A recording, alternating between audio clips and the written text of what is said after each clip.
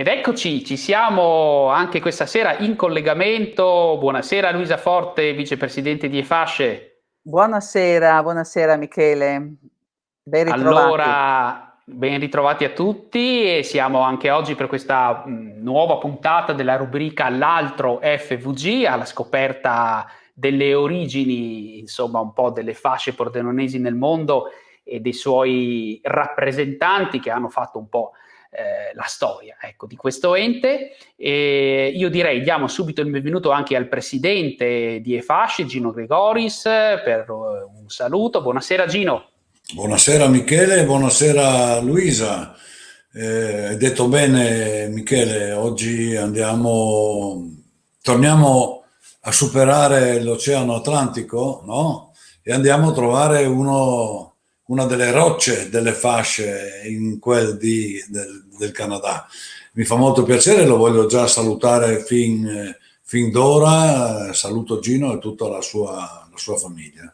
Grazie Gino Gregoris, ci risentiamo casomai appunto più tardi durante l'intervista e dunque insomma l'abbiamo già preannunciato, io voglio presentarlo con le sue parole.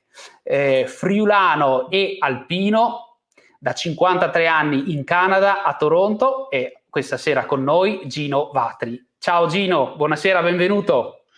Buonasera Michele. Buonasera Luisa e buonasera anche a Gino Gregoris. In Buongiorno. realtà è buongiorno, infatti, brava Luisa. Buongiorno perché sono quasi le 11:30 da voi, giusto? Sì, da noi è ancora giorno e pranzeremo al termine dell'intervista. A maggior ragione non perdiamo tempo, insomma. Non perdiamo tempo. Che non ti facciamo fare tardi a pranzo. Insomma, Gino, spero di aver detto bene nella tua bella presentazione che abbiamo letto in questi giorni per questa intervista. Ci hai tenuto a sottolineare queste due parole, friulano ed alpino. Veramente ti lascio subito la parola, poi Luisa avrà modo insomma di dialogare con te, di chiederti anche alcune cose. Gino, siamo tutte orecchie ad ascoltarti. Ecco, grazie. Parlerò a mente perché non ho di fronte a me lo scritto, però voglio ricordare che sono nato nel 1945, il 4 gennaio, bombardavano la Tisana in quel giorno. Mia mamma ricorda che una bomba è caduta vicino a casa nostra anche. Io vengo dalla frazione di Gorgo di Latisana, in una piccola frazione che si chiama Paludo di Volta. Sono rimasto sempre lì fino a 22 anni, però mi muovevo anche per andare a scuola a Udine e a Portogruaro. E naturalmente Gorgo, come si chiamava poi, non c'erano tante cose da fare, ma ho avuto la possibilità di viaggiare anche in un certo senso e sono uscito dal paese per esplorare altre possibilità. Ho fatto il servizio militare negli Alpini, nel 3° Reggimento Artiglieria da Montagna, prima all'Aquila e dopo la scuola artificieri a Roma. Mi hanno trasferito al 3° Reggimento Artiglieria da Montagna a Tolmeso. Dopo il servizio militare ho lavorato un anno a Pordenone e poi mi sembrava che in Canada potevo migliorare la mia situazione e così ho deciso per il Canada, dove avevo già 5 fratelli, 3 fratelli e 2 sorelle di mia mamma, quindi non è stato difficile il trasferimento, ecco. Avevo 22 anni e non è stato facile perché io sono il primo della mia famiglia, ho un fratello molto più giovane di me e in mezzo ho 2 sorelle che sono arrivate tardi, quindi erano ancora bambini loro. È stata una decisione molto difficile per me, non solo lasciare il papà e la mamma, ma le mie sorelle e mio fratello, che era un po' quasi mio figlio, ecco. Ma non è stato un male, perché abbiamo mantenuto i legami e tutti quanti sono venuti qui in Canada a trovarci, le mie sorelle magari in occasione di matrimoni dei miei figli, mio fratello è venuto qui diverse volte perché lavorava anche negli Stati Uniti, a Detroit, allora in macchina si spostava a Toronto, e quando tornava dall'Argentina si fermava anche qui a Toronto, quindi è stato bello. Mia nonna è stata 6 volte qui, mia nonna materna. Io dico che sono di Pordenone anche perché mia nonna veniva dal comune di Pasiano, da un paese che si chiama Cecchini, e allora quando sono diventato coordinatore delle fasce dovevo dire anche che ero anche un po' pordenonese, ma ero pordenonese perché sono rimasto un anno intero a Cordenons, vicino all'hotel Naonis di Piton, e quindi ecco, ho del pordenonese, anche se magari non ho assimilato il dialetto più di tanto, ma comunque sono sicuramente anche un po' pordenonese, forse tanto pordenonese, perché poi mia moglie Santa è originaria di Pessincana, nel comune di Fiume Veneto, quindi ecco che parliamo tra di noi in friulano. Abbiamo dimenticato tante cose, ma il dialetto friulano lo continuiamo a parlare tra di noi ogni giorno. Beh, bene, questa è una bella cosa. E com'è stato l'arrivo in Canada, l'inserimento? Tu sei arrivato anche con un titolo di studio, come si dice, no? Cioè, Sì, sì, ecco, questo ha facilitato le cose, però a scuola avevamo fatto francese e ecco. quindi l'inglese sono partito qualche mese prima di partire per il Canada, e poi il giorno dopo che sono arrivato, era il 2 ottobre del 67, sono subito andato a scuola. Ogni mese mi hanno messo in prima elementare, o forse all'asilo, e ogni mese venivo regolarmente promosso, e quindi per Natale già mi arrangiavo abbastanza bene, e mi hanno spostato in un'altra scuola dove facevano la quinta, forse la prima media anche. Quindi entro un anno mi sono ambientato molto bene, anche perché sul lavoro si parlava inglese e ero costretto a imparare. È stato bello perché mi sono sempre piaciute la lingua, anche se purtroppo l'inglese non lo avevo studiato a scuola. Mh-mh. Bene, e quindi poi l'impatto con la lingua, con il lavoro nuovo, non hai faticato quindi a trovare un lavoro? No, E e infatti dopo 6 mesi ho trovato un ah, lavoro migliore, migliore nel senso che mi pagavano di più. E, economicamente, insomma. Mh-mh. sì. E poi quando c'era questa possibilità di migliorare, cambiavo. Non era difficile perché ormai avevo assimilato anche la lingua, però i titoli di studio in Italia, in Canada, i titoli di studio contano e non contano, per cui bisogna rifare praticamente tutto. Mh-mh. Infatti io ho frequentato il liceo canadese, mi sono diplomato perché con un diploma di scuola tecnica non era possibile continuare gli studi. Allora ho fatto il liceo regolare canadese e poi ho frequentato un istituto politecnico, e a un certo punto della mia vita, dopo tanti anni nell'industria metalmeccanica, ho deciso di andare a lavorare per il comune. E il comune mi ha dato la possibilità di non solo di lavorare per il comune, ma anche di interessarmi degli alpini.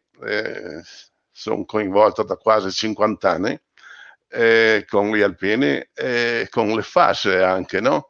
L'incontro con Luigi Lucchini e Tommaso Boer, ma prima ancora negli anni 80 conoscevo già diversi sindaci dell'Italia, in particolarmente Pier Giorgio Zanese del comune di Fiume Veneto, che conoscevo da tanti anni, da oltre 50 anni ormai, quindi anche nei soventi viaggi che facevo con l'Italia mi incontravo con queste persone. Ecco, così è stato che ho lavorato per il comune e tante volte quando venivo in Italia portavo degli ufficiali del comune di Toronto in Italia. E questo è stato simpatico perché ho avuto la possibilità di essere coinvolto direttamente nelle cose. Sono stato eletto segretario degli Alpini di più di 40 anni fa e qualche anno dopo sono stato eletto capogruppo e presidente di Toronto e degli Alpini del Nord America, che quella volta si chiamava presidente della commissione intersezionale, però a qualcuno non piaceva questo titolo, allora adesso sono semplicemente il coordinatore degli Alpini del Nord America. Tutto il Nord America, tra l'altro. Sì, quindi non siamo 2000 soci come un tempo, ma siamo ancora 1 migliaio di soci. C'è sempre tanto da fare perché oltre che a curare le situazioni anagrafiche, 2 volte l'anno preparo Alpini in trasferta, che è il notiziario degli Alpini del Nord America. Ho scritto un paio di libri e uno è uscito in 5 edizioni, quindi sono anche contento. Non è un libro di poche pagine, ma di 400 pagine, quindi è stato molto lavoro. Un successo. Però ho una nuora che mi ha aiutato perché abbiamo scritto in inglese l'ultima edizione, quindi ecco, poi questo è un poco degli Alpini. Per le fasce ricordo con molto orgoglio lo scambio degli studenti con le filandiere naturalmente e i viaggi a San Vito, a Pordenone, tutti i posti che abbiamo visto in Italia naturalmente, ecco. Quindi... Ecco, da questo punto di vista all'inizio forse i primi scambi con i giovani della nostra zona sono iniziati forse, se non ricordo male, sono iniziati con l'ospitalità da parte di Pordenone prima dei gruppi, no, di studenti, e poi invece è arrivato il collegamento più stretto con San Vito, con il liceo Le Filandiere e con il comune di San Vito al Tagliamento, se non ricordo male. Sì, io ricordo che prima delle Filandiere c'è stato lo scambio con il Mattius, mi sembra che è un istituto tecnico per ragionieri. Sì, giusto, il Mattius, ecco, sì. E poi un gruppo, quando è venuto qui negli anni 90 ancora, Tommaso Boer e Luigi Lucchini, abbiamo contattato il centro scuola di Toronto e prima di noi a San Vito hanno mandato un gruppo di studenti a San Vito e mi piace ricordare che uno degli studenti che di high school, non aveva neanche 20 anni, adesso è il ministro dell'Ontario dell'educazione. Il ministro dell'educazione dell'Ontario si chiama Steven Lecce. Dopo di quello abbiamo raccolto noi i primi studenti, in maggioranza erano naturalmente di lingua italiana e non venivano trovati tutti in una scuola, ma questi studenti, io e mia moglie, li abbiamo raccolti in tutte le scuole superiori, non solo di Toronto, ma anche del Canada, anche da Thunder Bay, anche da Windsor. Non solo questo, ma più tardi si sono anche aggiunti i segretariati degli Stati Uniti, e quindi il gruppo era diventato anche più grande, assieme a mia moglie, che è venuta giù 6 volte con gli studenti a San Vito, 2 o 3 volte sono venuto anch'io, ed è stato veramente un piacere. Ho accompagnato anch'io gli studenti in diversi posti del Friuli, ricordo Palmanova per esempio, ricordo anche, oltre a Lucchini, la Gina Fasan, che abbiamo fatto un viaggio insieme. È stato veramente simpatico, e io mi auguro che questi corsi con le filandiere riprendano in qualche modo dopo questa pandemia. Ecco, speriamo veramente, perché io ho un ricordo, adesso devo dirlo, ho un ricordo, ho accompagnato diverse volte degli gruppi di studenti a Toronto e ricordo negli ultimi anni eravamo ospiti nei college, ma i primi anni ricordo bene di come durante la settimana gli studenti erano impegnati nei corsi di inglese, nelle attività che facevamo noi come insegnanti, però poi il sabato e domenica erano ospiti dei nostri del segretariato di Toronto, quindi dei nostri emigranti. E mi ricordo la casa di Gino Vatri, no, fino a quante persone riuscivi ad ospitare a casa tua durante i weekend di permanenza degli studenti? 5, 6, un numero incredibile. E di questo credo che le fasce, il liceo Le Filandiere e tutti quelli che hanno avuto la possibilità di venire a Toronto e fare questa esperienza devono sicuramente ringraziare te, la tua famiglia e tutti quelli che in quel periodo ci hanno ospitati, perché per gli studenti un conto, molti di loro avevano dei parenti a Toronto o dintorni e quindi durante i weekend andavano a trovare questi parenti, ma molti altri non avevano magari i parenti e la famiglia Vatri apriva porte, portoni e tutto quanto per accogliere questi studenti. Quindi anche dopo tanti anni ti ringrazio ancora Gino e Santa, di cui ancora non abbiamo parlato. Infatti, brava, Ecco, adesso... e ringrazio insomma pubblicamente e ufficialmente. Grazie Luisa, ricordo che un giorno avevamo 11 studenti, ma 10 erano ragazze, e avevamo un ragazzo che adesso mi sfugge il nome, ma era molto robusto, molto alto, e allora le 10 ragazze sono rimaste qui con noi, e il ragazzo lo abbiamo dato a mio figlio Mark, e poi il giorno dopo si sono riuniti e abbiamo fatto quello che era il programma della giornata. Ricordo anch'io con tanta nostalgia quel periodo lì. Ecco, quindi spero che sarà un tempo, dopo questo periodo così triste nella storia dell'umanità, che torneremo a riprendere questo, anche perché si può sempre migliorare, no? Certo, Ecco. certo. Bene, e di Santa, scusa, prego. No, brava Luisa, mi hai proprio anticipato, insomma, abbiamo capito che Gino è stato una colonna delle fasce, forse l'abbiamo anche già detto tra le righe, ma coordinatore generale del Nord America per le fasce per tantissimi anni, però diceva bene Luisa, c'è una parte importante di cui ancora non abbiamo parlato, perché insomma tu sei arrivato a Toronto nel 67, però in realtà qualcuno era già arrivato a Toronto, Santa Borean se non ricordo male. Sì. E scusami, tra l'altro Gino e Santa, sbaglio o da poco avete festeggiato 50 anni di matrimonio? Sì, abbiamo festeggiato 50 anni di matrimonio in famiglia naturalmente, perché non si può riunire più di 10 o 12 persone, però c'erano i miei figli, Luca con sua moglie Edita, e Mark con sua moglie Gianna, e i 2 nipoti, Robert e Paul, lo chiamiamo Paolino, ma è alto di statura.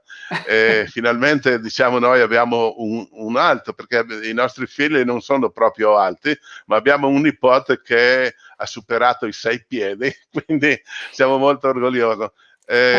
Ci siamo sposati nel 71 e eravamo in 420 al matrimonio.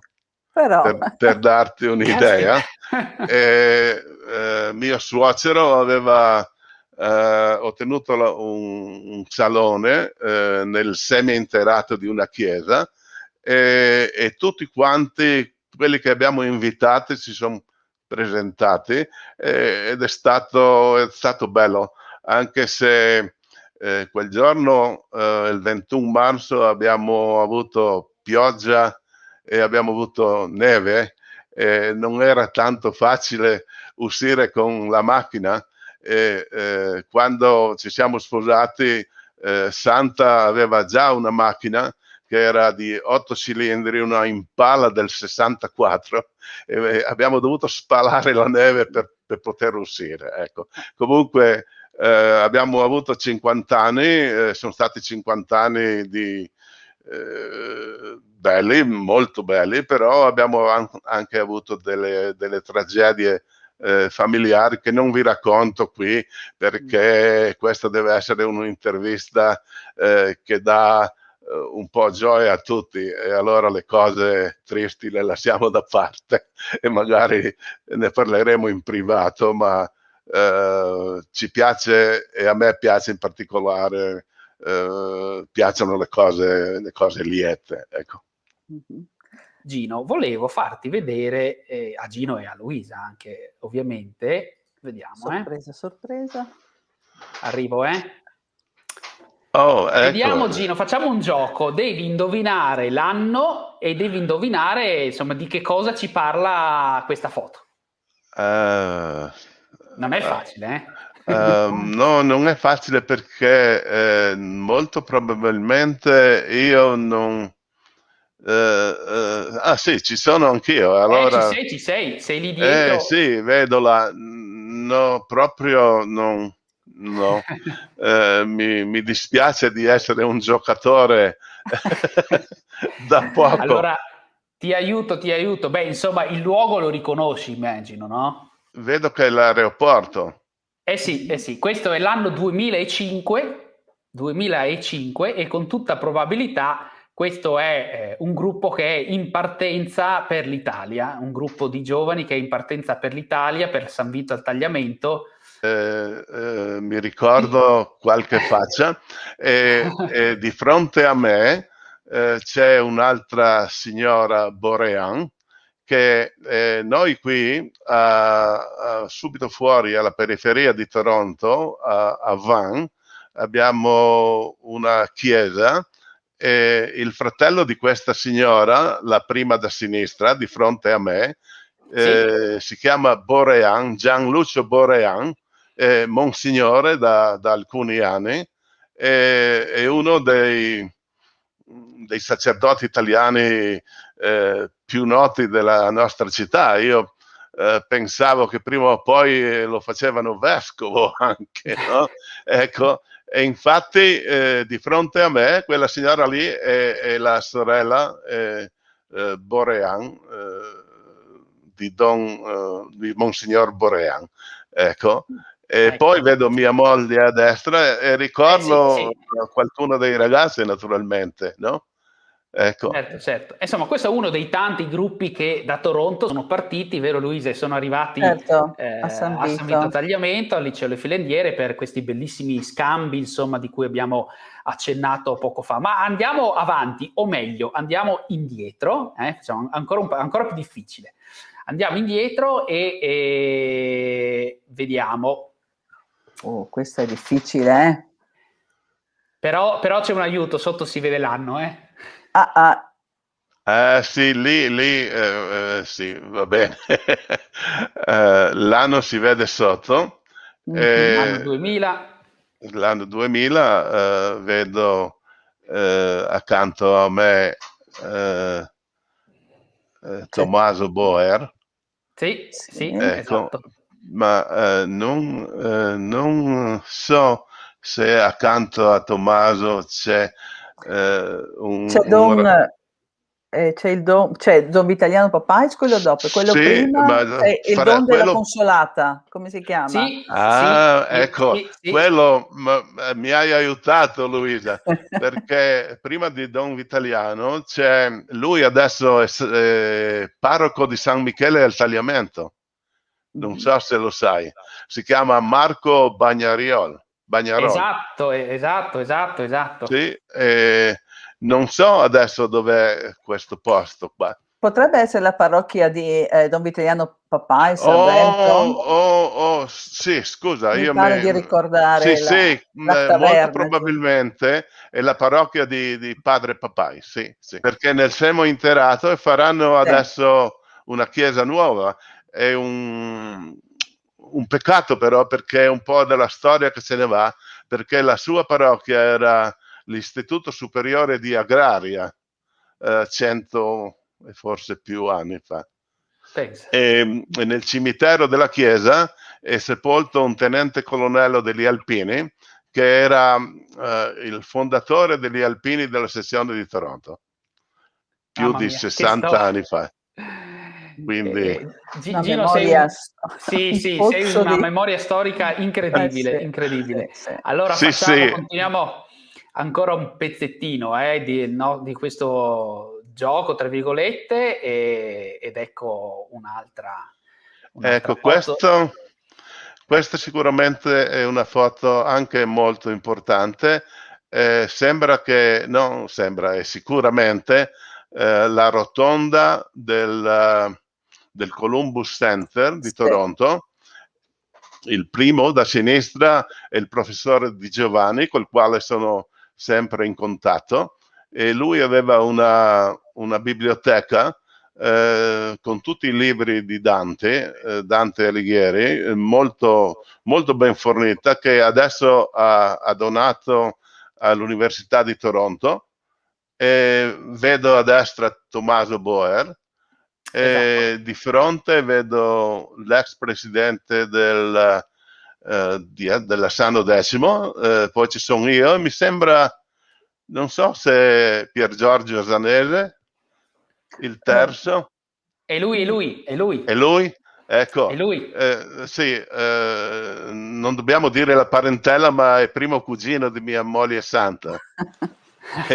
Il primo a riceverci 50 anni fa era lui a Fiume Veneto. Ecco, voglio anche nominare Gasparet, che era Giovanni Gasparet, che era l'ex presidente degli Alpini di Toronto. Ogni volta che veniamo in Italia lo incontriamo sempre. Ecco. Quindi ecco, il Columbus Center di Toronto minacciavano di buttarlo giù, però il comune lo ha passato un building, una costruzione storica, per cui è salvo per adesso. Se tornate lì con gli studenti da San Vito è ancora possibile, perché il centro scuola continua ancora. Ah, ecco, lì noi Quindi andavamo... Mhm. penso che sarà interessante. Noi si prendevano gli studenti che magari non avevano mai studiato l'italiano, però il centro scuola dà gli insegnanti alle scuole cattoliche, quindi gli studenti che hanno frequentato i corsi alle superiori hanno già una buona conoscenza dell'italiano, e se magari riprendiamo i corsi con le filandiere sarebbe qualcosa da esplorare, perché invece di mandare quelli che non conoscono la lingua possiamo prendere degli studenti che già hanno una spolverata di Sì, hanno italiano. una base, è diverso, no? Sì, Studiare la lingua straniera sì, sapendo e qualcosa. questo è una delle cose che pensavo giorni fa. Ho detto chissà se le FAS rifarà questi corsi, e penso che sarebbe una cosa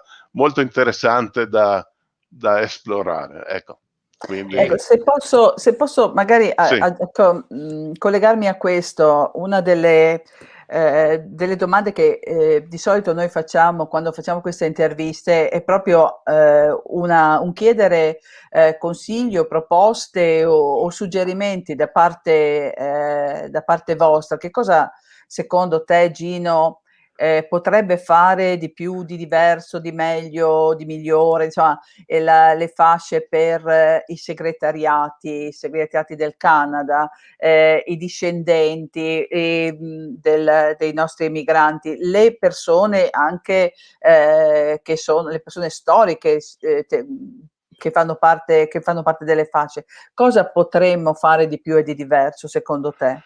Ma io penso che siamo già sulla strada buona. Noi non è che praticamente non vogliamo nulla, però non vogliamo essere dimenticati. Quindi penso che è importante vederci e continuare con questi corsi. Ed è importante non essere dimenticati, ma continuare questa collaborazione con il paese che ci ha dato il Natale. Ma i nostri figli sono nati qua e io sono riuscito a insegnare ai miei figli un po' di italiano. Il primo specialmente parlavamo solo italiano a lui. Il secondo non ha imparato l'italiano in Canada, ma ha frequentato l'Università di Trieste, dove ha fatto il master. C'erano anche quelli delle fasce quando ha fatto gli esami finali. Andava a scuola di italiano tutti i giorni, e un giorno mi chiama un signore da Trieste, dall'Università di Trieste, e parlava un buon italiano, ma era esitante un poco. E ho detto: con chi parlo? E ho detto: papà, sono tuo figlio. E non ti eri accorto perché parlava Non così mi bene ero accorto che l'italiano che mio non te figlio l'aspettavi. dall'Università di Trieste mi Eh, parlava in italiano, ed è stata una grande emozione. Sempre rimanendo nel corso della domanda che mi hai fatto, Luisa, mia nipote si è laureata all'Università di Udine e ha fatto la tesi sui gruppi e fasce di Toronto. E alle fasce dovrebbe essere un libro, meriterebbe di essere pubblicato questo, come abbiamo fatto con il libro di Toppan e come abbiamo fatto col libro dei 100 anni delle fasce. E mia nipote ha intervistato più o meno tutti i presidenti qui di Toronto, e poi ha fatto la seconda laurea all'Università di Guelph, che non è molto lontano, 100 chilometri da Toronto, e adesso insegna all'Università di Ottawa. Quindi uno, per gli studenti che vogliono venire qui, sarebbe interessante, quando sono ancora studenti, con il programma Erasmus, di contattare le università canadesi, perché una volta conseguita una laurea in Canada, oltre a quella italiana, è molto più facile inserirsi qui. Prima di tutto perché già la lingua la conoscono, e poi, avendo un titolo di studio canadese, non devono fare una strada così in salita come la fanno gli altri che vengono direttamente dall'Italia. E in più volevo dire che al corso Origini, che tramite le FAS ho raccomandato uno studente di Thunder Bay, e ha fatto questo master lì a Trieste e adesso insegna all'Università di Thunder Bay. Quindi mi fa piacere ricordare queste cose, perché questa è forse la via per i giovani che dall'Italia vogliono venire in Canada. Molto interessante questo, anche per oggi, per i nostri giovani, vero Luisa? Sì. Certo. Sì, grazie per questo, sì. Allora, ci avviciniamo un po' verso la conclusione dell'intervista. Prima di riavere con noi anche, se ce la facciamo, Gino, il nostro presidente, Gino Gregoris, che insomma ci sono stati prima dei problemi di collegamento, ma adesso tra un attimo vediamo se riusciamo appunto a riaverlo con noi. Gino, se tu mi permetti, io volevo farti vedere l'ultima foto. Ok. Qui, usciamo dall'ambito di e-fasce e vediamo se ho trovato una foto che io penso che tu la riconoscerai. Vediamo. Wow! Questo questa è veramente storica, perché nel 68 sono stato eletto segretario degli alpini di Toronto, però il comitato esecutivo entrava in forza l'anno dopo, quindi ufficialmente sono diventato il segretario nel 69, quindi pensa quanti anni fa. Ricordo ancora naturalmente il signore di sinistra che si chiamava Pasquale Di Renzo, è diventato presidente di Toronto, adesso non c'è più tra di noi, e poi il commendatore Brusatin a destra, il secondo, e Vittorio Longo, che era stato capogruppo del gruppo autonomo di Toronto. E si tratta di un picnic, una bella foto che risale al 69. Mia moglie ha sentito, dice che era il 79. Sì, Georgetown, 19 agosto 1979, ed ecco 79. 79, picnic, ed eccolo qui, tra l'altro, insomma, Sì. diciamo, preso da un libro che tu conosci molto, molto bene. Ecco, sì, infatti quel libro lì l'ho scritto io per 7 ottavi. infatti. Però lo abbiamo fatto, ho fatto 5 edizioni in inglese di quel libro lì. Però un successo, un grande successo. Sì, veramente, sono stato molto contento di questo, ma per l'ultimo mi ha aiutato, come ho nominato prima, Edita, che è mia nuora.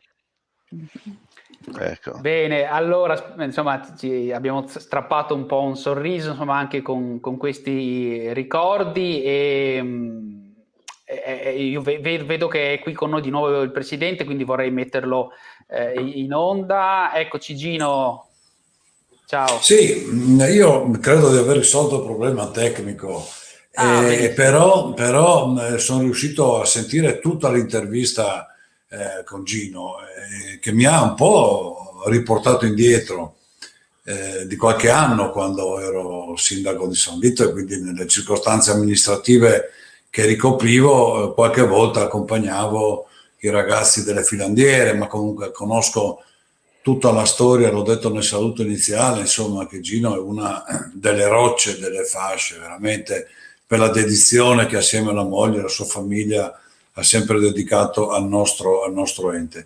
Mi ha riportato ancora più indietro quando ho saputo, ma questo non lo sapevo, che fosse alpino, sì, ma che fosse del 3° reggimento artiglieria di montagna, come sottoscritto. Poi io ero a Gemona, l'ho fatto qualche anno dopo di lui, ma non tantissimi, ecco. Quindi mi ha riportato. Devo dire una cosa, però, quello che ho apprezzato di più, intanto questa memoria da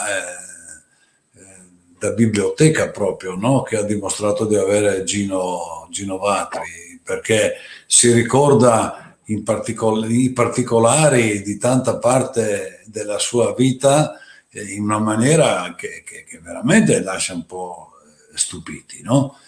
E poi, ecco, io volevo ringraziarlo ancora una volta, perché merita, no? Per tutto quello che ha fatto per i nostri ragazzi, nel caso del liceo Le Filandiere, delle altre scuole che sono andate ospiti a Toronto, e quello che ha fatto ovviamente per le fasce è una cosa che noi non dimenticheremo.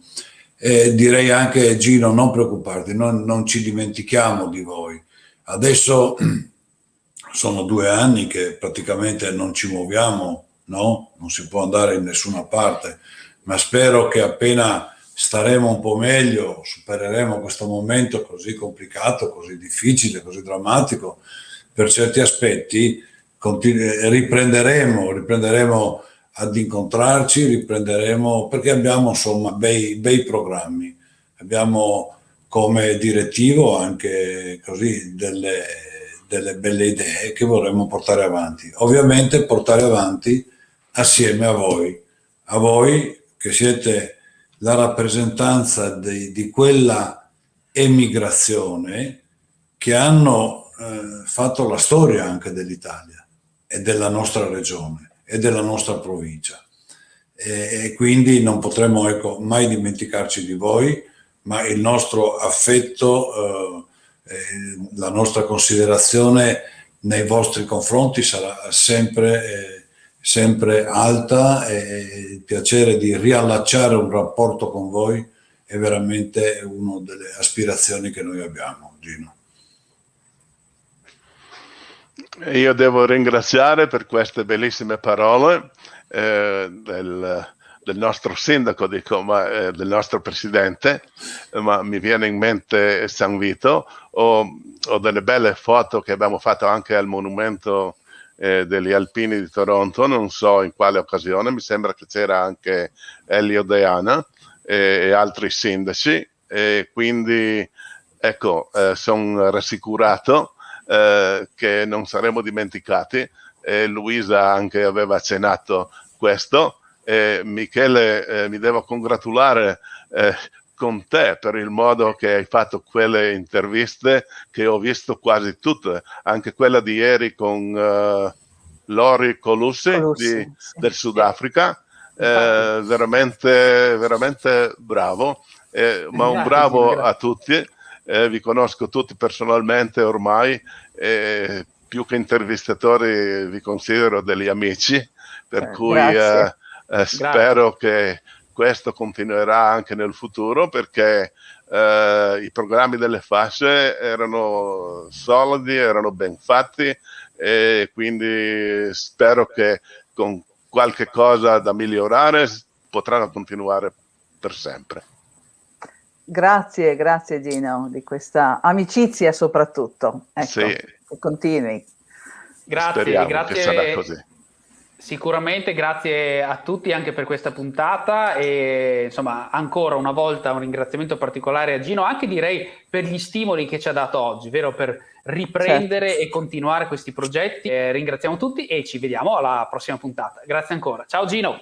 Un abbraccio a tutti. Ciao, un abbraccio, ciao. Grazie. Un abbraccio, ciao.